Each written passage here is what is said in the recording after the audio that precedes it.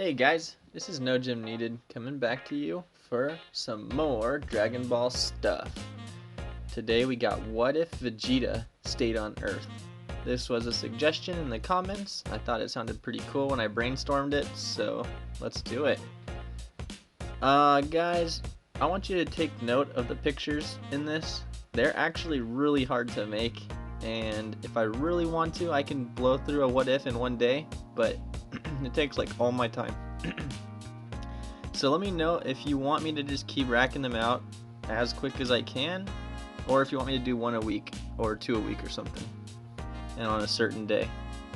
So yeah, leave in the comments what you want me to do from here on out, and let's get into it. So the premise here is that Vegeta and Nappa come to Earth. Everything happens exactly the same. But let's say that Goku just used a 1 times more kaioken or something and took a little bit more out of Vegeta. And by the end of the match, Vegeta was unconscious, couldn't crawl back to his pod, and Goku was almost unconscious. But Goku still stopped Krillin from killing Vegeta, and they took Vegeta back to Bulma's so they can both heal. Now, Goku's healing, Vegeta's healing, and Bulma is in charge of Vegeta. She tells her parents, "Oh, I'll take care of him." And while she's taking care of him, she happens to see Vegeta's body, and well, it's a kind of a shock to Bulma seeing a man's body like that, but she says, "I'm a scientist, I can handle it," and so she takes full responsibility of recuperating Vegeta. Now in the anime, Vegeta went to Frieza planet 79 or something like that, and he was on there for about a month and 10 days healing before he was fully healed and before he went to Namek. So we're gonna say it took him about that long to heal here as well. Day after day, Bulma sees Vegeta, tends to the wounds on his body, and eventually, one day, Bulma just starts to stare at Vegeta's face. His sleeping face looks so gentle and handsome, she thinks, but when he wakes up, he's likely to kill me, or maybe not. Bulma's brilliant mind comes up with a plan, and from this day forward, she falls more and more in love with Vegeta. Well, more like the physical attraction is definitely there, and she's envisioning the way he would act if he wasn't a savage warrior. Normally, this is a dangerous combination and would almost always end up horribly. However, Bulma's plan acts on the very deepest secrets of the human, and by extension Saiyan, psyche. She starts daily using aromatherapy and 24-hour hypnotic suggestions, all made by her in her own voice, of course, so Vegeta will only react differently in her presence. She is an evil genius. So eventually, Vegeta wakes up, but is bound in an energy-draining chamber to keep his ki at a specific level. He yells and screams for someone, and Bulma comes in the room. When Vegeta sees her, for a split second, it's as if he's seeing an angel. But he quickly snaps out of it and gets back to raging and lashing out. Bulma informs him of what happened and how he was spared. Vegeta says, "Are you sure that was okay? It might come back to haunt you, you know." "It's okay," Bulma says in a gentle and soft tone. "Because..." And then she blushes and runs out of the room. She saw Vegeta's whole body and is still embarrassed now. But she thinks we'll have to free him sometime, huh? But until then... Every day Vegeta trains, but every night Bulma releases scentless sleeping gas. It's made of all natural stuff, not nasty artificial chemicals, and she scans Vegeta's brainwaves to make sure he's truly asleep, then does more hypnotic suggestion. This goes on for another month after Vegeta's healed. Then they reach an agreement. Goku and Krillin went into the chamber, the hyperbolic time chamber, to train, so he's stronger than Vegeta now. They're ready to release him, so they do. He starts to power up. "Ah, yes, this feels great! Ah, ah! Hey, you're destroying my lab. At least go outside to do that stuff," Bulma rebukes. "Right, true," Vegeta says, then walks outside. Everyone's practically jaw-dropped. They feel like something crazy just happened, but aren't sure what. They can't believe Vegeta actually listened to her and went outside. So now Goku and Vegeta are outside, standing face to face. "You ready to die, Kakarot?" "Nah, just try me, Vegeta." Vegeta hates his unfounded cocky reply. He charges Goku. Goku effortlessly dodges. He just keeps dodging all Vegeta's attacks. "What's going on? You couldn't have leveled up this much in the time since we last fought." "Oh, but I did," Goku says. "I told Bulma to release you sooner so we would be better sparring buddies, but she said you seemed to have gotten a cold after recovering and needed more time to heal." "That's ridiculous! I've never had a cold in my life!" Vegeta shouts. "What's the deal with that crazy woman?" "Speak of the devil, here she is." "So tell me, Kakarot, how'd you get so strong?" "The Room of Spirit and Time," Goku proclaims. "Show it to me," Vegeta demands. I don't know. "I got an idea," Bulma bursts forth and says. "I can build you a gravity training device, where you can train in gravity's hundreds of times what you have on your planet." "Can you do that?" Vegeta asks, to which Bulma replies, "With a little tinkering to the theory of Newtonian physics and a little... Yep, I should finish it in a month." So Vegeta and Goku spar, and Vegeta ends up just going back into his box that he was in for 2 months, but without the key limiter this time. Bulma keeps doing the hypnotizing, and a month later, him and Goku are training in 350 times gravity. They are such good sparring partners. Vegeta is truly a genius in battle and training, but Goku is determined to keep his lead in strength over Vegeta. Now, Bulma's always been pretty obsessed with her boyfriends, or lack thereof, so she feels the time is ripe to make a move on Vegeta. But Goku hears from King Kai. "Goku! Frieza's Ginyu Force have landed on Namek and they're looking for the Dragon Balls."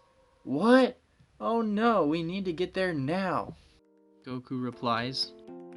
"Don't worry," Bulma says. "I already got a couple spaceships ready, food packed, and equipped for gravity training on the way." She got info out of Vegeta while he was hypnotized, that Frieza heard over the scouters and would probably go to Namek. They want to wish Piccolo back, of course, but they needed to train Vegeta to be safe. They didn't even know if it would be possible. But as long as Goku stays a little stronger, it's a pretty safe bet Vegeta will be okay. So they're late to the party, but they're there nevertheless.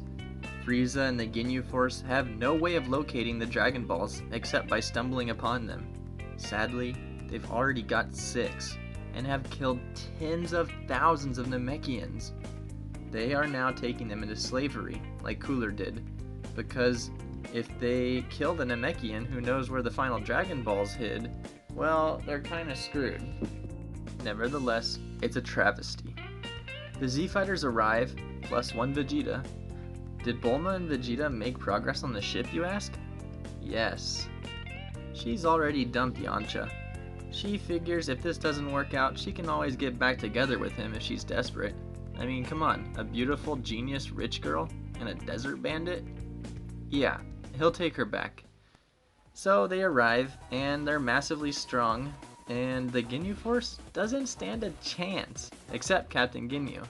He successfully enters Goku's body, but can only access 20% of Goku's power like in the show, and Vegeta happily beats the crap out of him, and forces him to switch into a frog. But they capture the frog and Ginyu and lock them up. They could use Ginyu in the future. Goku is now half dead, so he eats a sensu and does some healing in the water. Vegeta goes to fight Frieza. He gets Frieza to his 3rd form. When Goku fought Frieza originally, he said, "Less than 50% power or not, if I pull off a kaioken times 20, at least I stand a chance."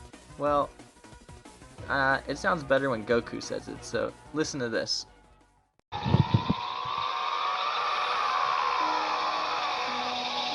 than 50% power or not, if I pull off a kaioken times 20, I at least stand a chance.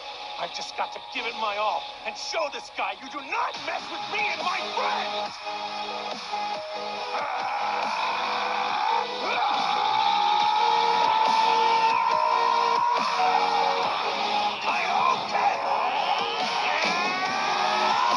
I'd say from their extra training, Vegeta is at least as strong as Goku was when he first fought Frieza, in Frieza's final form.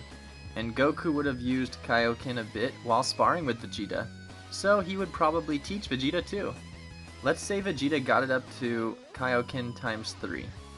So he's fighting Frieza and unleashes a Kaioken times 2, then times 3, forcing Frieza to raise his power. Now, in the show, this fight had Vegeta crying, so he's going to give it his all, and he's pushed to the very edge as well, and he ends up going for a Kaioken times 10.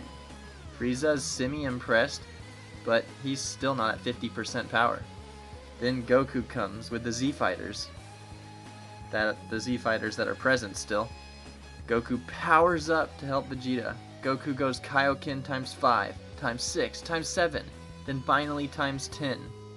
Wow, Vegeta, you figured out the trick to go beyond times 2 yourself? You really are a genius. I took a risk, Vegeta says. They attempt to fight Frieza together, but aren't syncing up, which comes in handy because Frieza has trouble predicting their movements. But after all, they're just monkeys, he says, and he predicts enough of them to wreck them both. They're both on the ground, on the brink of death. Frieza starts talking to Gohan all of a sudden, very sarcastically, very scary and creepily, and Goku says to himself, Get up! Get up, Goku! You need to protect Gohan, come on! Goku starts glowing, then says, Less than 50% power or not, if I pull off a Kaioken times 20, at least we'll stand a chance! Goku looks over, Vegeta's also glowing. They nod and explode with ki. They both use Kaioken times 20, rush Frieza, hit him, and charge big blasts. They connect with Frieza and he raises his power to 100%. He took some damage though. Now he's mad. He's not dead! That's all I had! Vegeta says. Then he curses and punches the ground. Kakarot, what will you do? I don't know. I gave it my all too. I'm so drained. To think someone this strong exists. So you finally realized your place, have you, monkeys? Ha ha ha ha. Wonderful, but not good enough. Killing you now, putting you out of your pain? No, that's no good. Why don't we play with our secret spectator a little bit in this one as well? Frieza picks up Bulma from behind a far-off rock with telekinesis, and Krillin too. Frieza, leave them out of this! Shut up! I make the rules, Frieza shouts. Then Krillin screams and explodes. Whoops, I haven't used my full power in so long, I guess these toys can't handle it. I must be very careful with my other one. Goku sees Krillin die.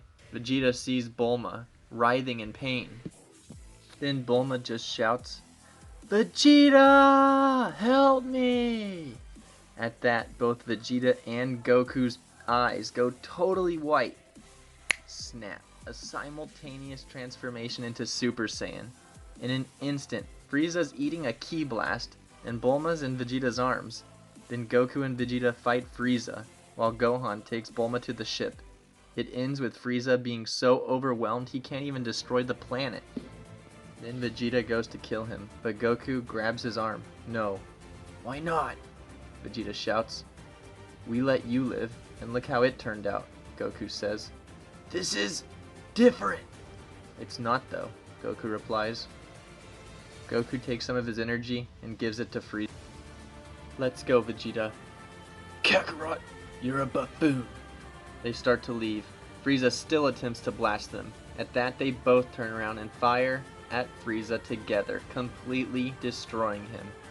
They wish back Piccolo and all the ones who died on Namek, and Vegeta and Goku start a new chapter in their training. Needless to say, Bulma and Vegeta marry, and Trunks is born early. So guys, I hope you liked it. This one was really fun to make. It was actually really hard to make all these pictures, and yeah, looks like I'm getting back in the swing of things. If you guys want to support me, leave a like, subscribe, hit that notification bell so you can see every time I upload awesome Dragon Ball content. Don't forget to tell me in the comments, guys, if you want me to do regular weekly uploads or if the rate I'm putting them out is okay for you and you're willing to wait sometimes when I just can't make one.